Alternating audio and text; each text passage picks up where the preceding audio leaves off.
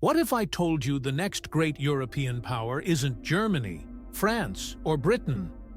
It's Poland, and almost no one is paying attention.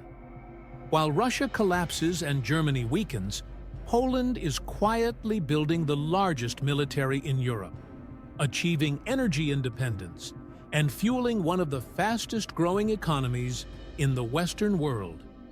Ignore this now, and in 5 years, you'll be wondering how you missed the biggest power shift in Europe since the Cold War. Before we start, think about this. Do you actually know what's shaping your future? It's not the headlines. It's the deals behind closed doors, border shifts, silent military buildups, broken alliances. That's what we cover here, the real game. If you're done with shallow news and want real context, you're in the right place. Subscribe, pay attention. The storm is already moving. Now, back to Poland, and why it may soon become Europe's next power center.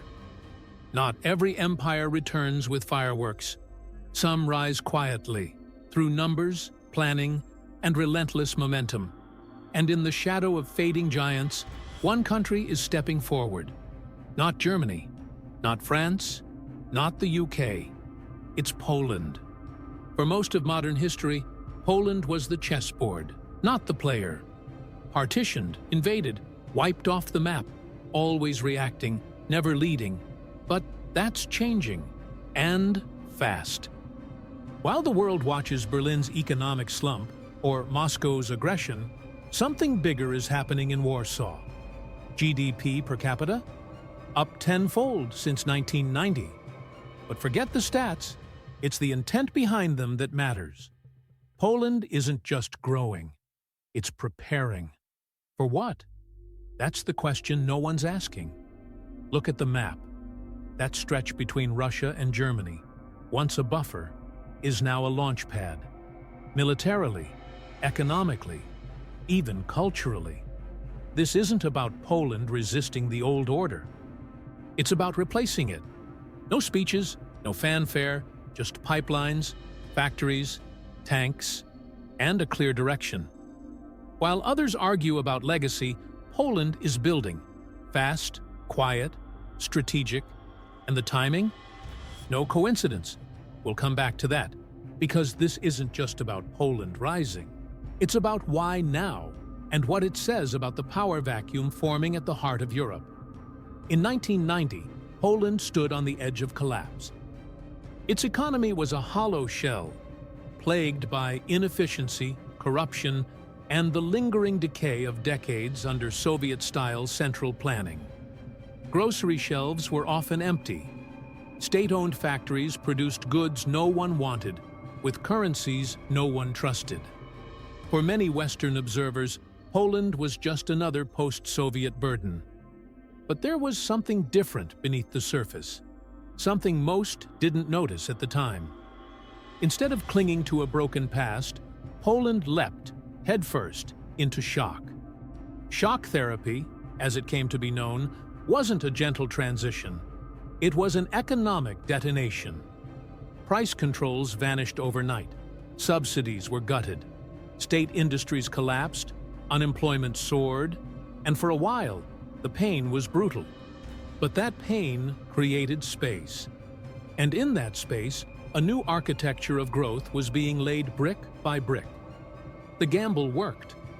Over the next 3 decades, Poland quietly became Europe's most consistent growth story. Foreign investment poured in. A generation of entrepreneurs emerged from the rubble, and when the 2008 global financial crisis arrived, Poland did the unthinkable. It avoided recession.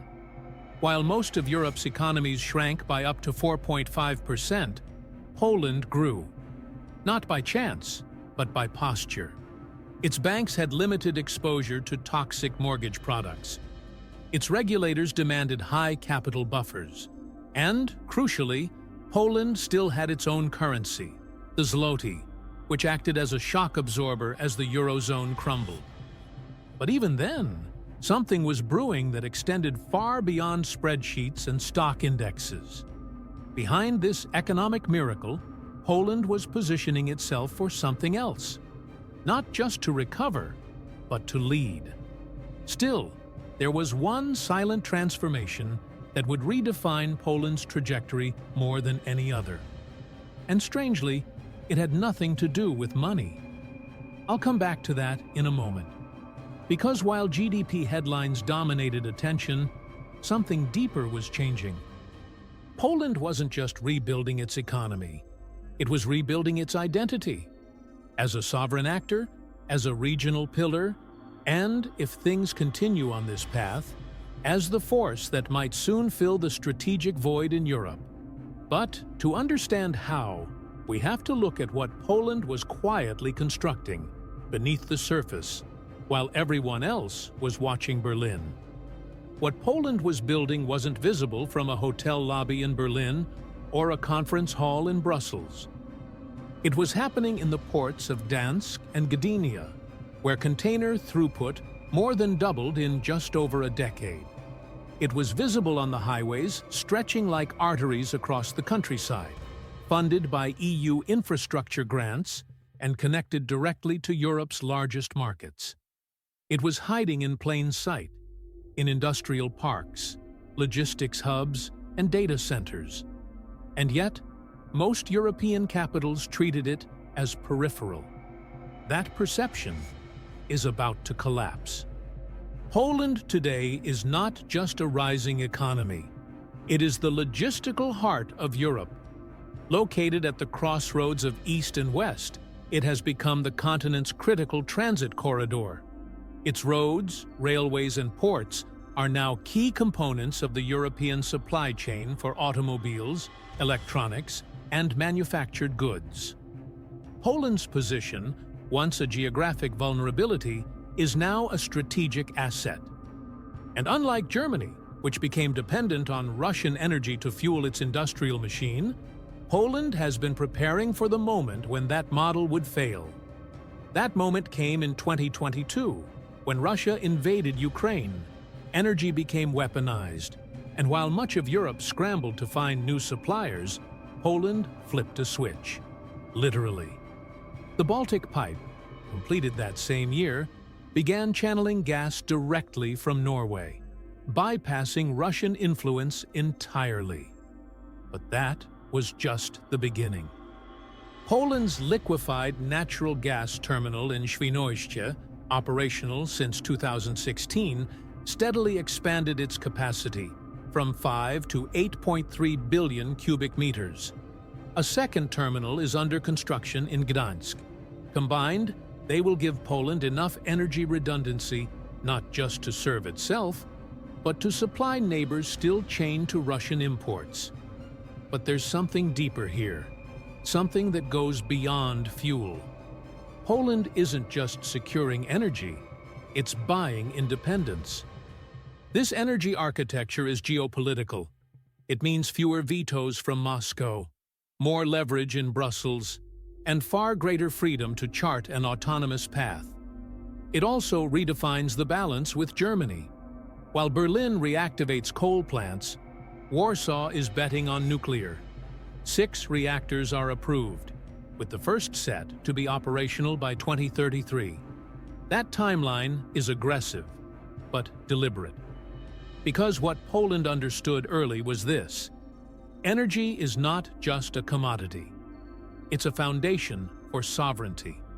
And sovereignty in a fractured Europe is power.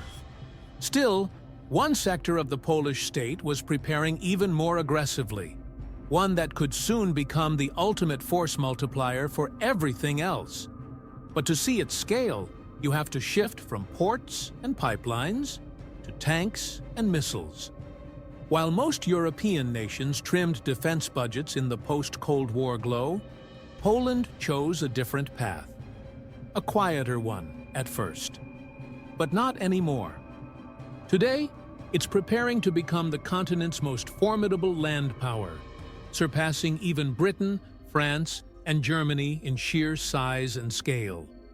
But this buildup isn't just about numbers, it's about timing. And the clock started ticking long before most realized. Poland's plan is clear. By 2035, it aims to double its military personnel to over 300,000.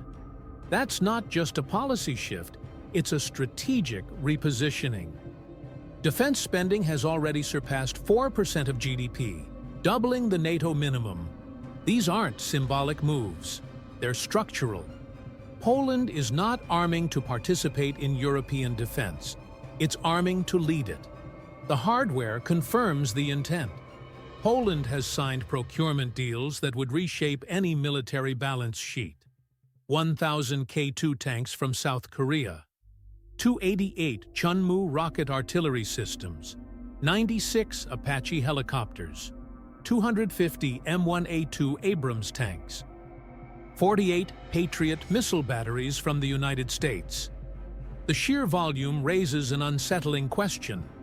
Who exactly is this arsenal meant to deter? The official answer is simple: Russia. And that's not paranoia. Poland shares a border with Kaliningrad, a militarized Russian exclave, and with Belarus, Moscow's closest proxy. From Warsaw's perspective, deterrence isn't optional. It's existential. But there's something else happening beneath the surface, something less discussed. These defense contracts are not just purchases, they're partnerships. Many include technology transfers. Poland will not only operate advanced weapon systems, it will build them. The K2 tanks, for example, are to be produced domestically in Poland. That means a native defense industry is being born, not just to supply Warsaw, but to export abroad. And once that engine starts, it rarely slows down. Here's the curiosity. Why would South Korea, half a world away, invest so heavily in Poland's military rise? The answer lies in shared strategic logic. Both are frontline states. Both face unpredictable authoritarian neighbors. And both understand that in today's multipolar world, strength is no longer optional. It's insurance. But there's another layer, one the headlines haven't touched yet. This military buildup is quietly shifting Warsaw's influence inside NATO. Poland, once a junior partner in security talks, is now becoming indispensable.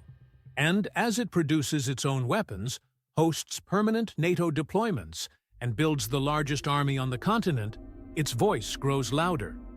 Still, this isn't just about troops or tech. The deeper shift is psychological. Poland no longer sees itself as a buffer. It sees itself as a wall. And what happens when a wall becomes stronger than the house it was meant to defend?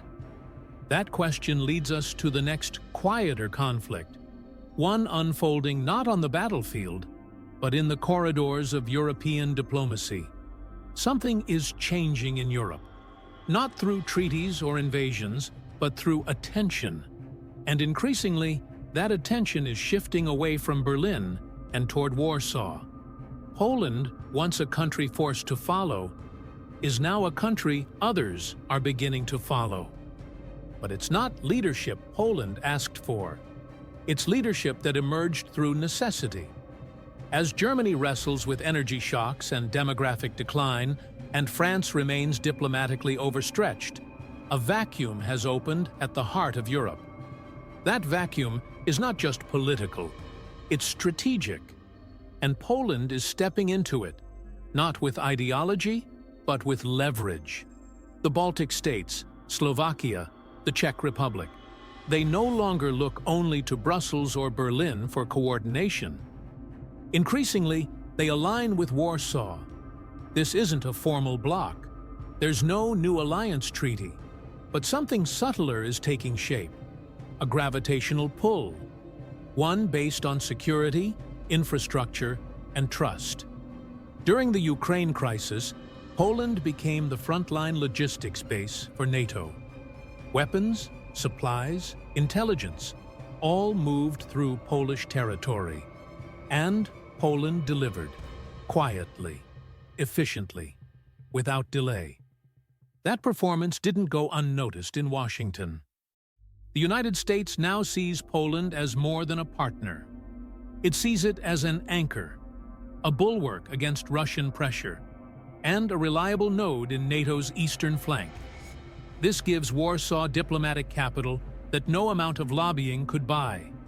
And yet, Poland isn't following a script written in D.C., it's writing its own. Sometimes in alignment, sometimes with quiet divergence. Take China, for example. While Warsaw remains wary of Beijing's ties to Moscow, it hasn't shut the door entirely. Chinese investment exists, carefully screened, strictly limited, and always weighed against NATO's strategic sensitivities. Poland plays this game with a degree of subtlety most didn't expect. It's not isolationist, but neither is it naive. And that leads to a deeper revelation. Poland may be offering an alternative vision of what European power can look like, one that balances national sovereignty with continental integration, one that proves a country can modernize, cooperate, and still protect its autonomy. But there's a tension here, one that hasn't fully surfaced yet. Because if Poland succeeds in reshaping Central Europe around itself, it will eventually collide, not militarily, but ideologically, with the vision of Europe emanating from Brussels. Who sets the tone for the continent? The federalists in the EU Parliament? Or the nation-states still bound by history, geography, and survival logic? This question, quiet now, could define the next phase of Europe's identity crisis. But before we explore that possible fracture, we need to understand what the 2030s could bring, and what happens if Poland's trajectory doesn't just continue, but accelerates. If the past 3 decades were about recovery, the next one will be about assertion. Poland is not simply rebuilding, it's positioning. And now, as the 2030s approach, the question is no longer whether Poland will matter in Europe's future, but how much it will shape it. Still, that path is not linear. It forks in 3 directions, each carrying profound consequences. The first scenario is one of consolidation. Poland becomes the undisputed power center of Central and Eastern Europe. Its military reaches full operational capacity. Its nuclear energy sector comes online. It exports security and energy to weaker neighbors while anchoring NATO's eastern flank. Brussels, Berlin, and Washington come to depend on Warsaw more than they publicly admit. In this world, Poland is no longer the new Germany. It is something different, a hybrid power, nationalist in posture, integrationist in strategy, and fiercely self-reliant.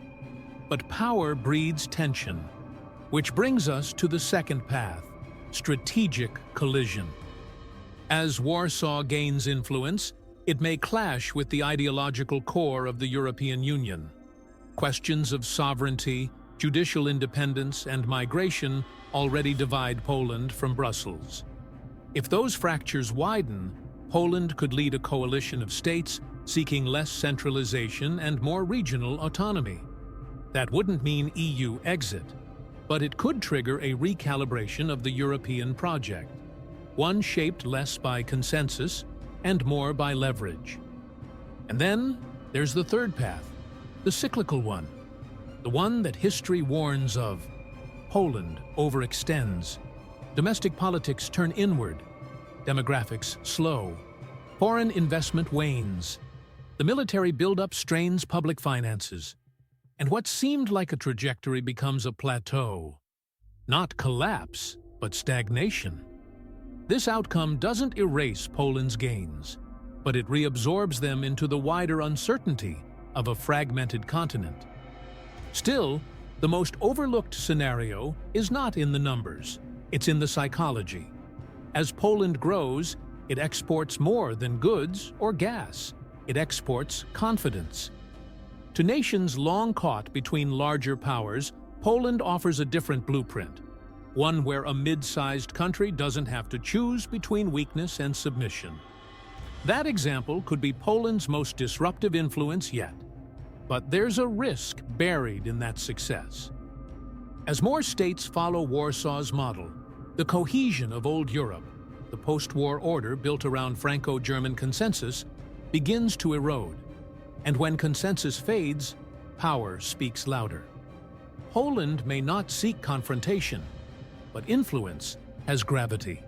And eventually, someone will push back. The map of Europe is already shifting, subtly but decisively. And Poland is now more than a dot on that map. It's becoming the axis. Still, one question remains. What happens when the quiet power becomes visible, and its rise can no longer be ignored? That final answer reveals something even deeper. And we'll come back to that, because it changes everything. Poland was never supposed to lead. For centuries, it was the fault line of Europe's great powers, partitioned, invaded, erased, and rebuilt.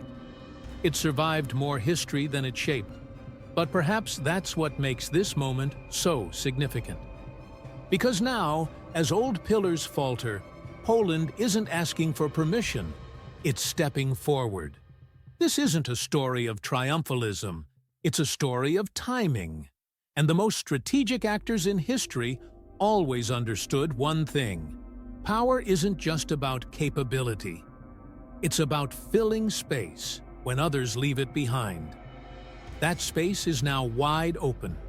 Germany is constrained. France is distracted. Russia is isolated. And the European Union is internally fragmented. Into that void, Poland rises, not with bravado, but with systems, with logistics, with readiness. What's unfolding isn't just Poland's ascent, it's a test of the European order itself. Can a country succeed economically, militarily, and strategically without surrendering its sovereignty to centralized institutions? Can it integrate without dissolving its identity? Poland's answer is yes. And that answer is quietly inspiring a shift across Europe's periphery. But there's a final twist, one most have missed. Poland's rise isn't just about Poland, it's a mirror. It reflects what happens when a nation prepares while others hesitate, when it invests in resilience instead of comfort, when it chooses long-term security over short-term ease. That logic, once dismissed, is now proving contagious. And if that spread continues, the future of Europe may no longer revolve around its traditional centers of power. It may revolve around a country that, just 80 years ago, vanished from the map. Because in geopolitics, as in history, visibility is not the same as importance. Some powers shout, others move in silence. And when they finally speak, the map changes. Now ask yourself, was Poland ever really out of the game? Or were we simply looking in the wrong direction? If you made it this far, you're not here by accident. You're someone who wants to understand, not just what's happening in the world, but how to face it with clarity, strength, and direction. And that's what this channel is all about. Here, we talk about geopolitics not to spread fear, but to awaken awareness. We uncover global strategy so you can build personal strategy. Because in a world of shifting powers and unseen forces, the greatest asset you can have is understanding. The second, courage. We also dive deep into mindset, financial intelligence, personal discipline, vision, and the courage to act when others freeze. This isn't just a channel for those who want to watch history unfold. It's for those who want to prepare for it and shape their future with conviction. So if this resonated with you, subscribe, like the video, share it with someone who's ready to see beyond the headlines. Because the world can be uncertain, but your role in it doesn't have to be. You are not powerless, you are not alone, and yes, if you stay alert, informed, and focused, things can turn out well. And this story, it's just beginning.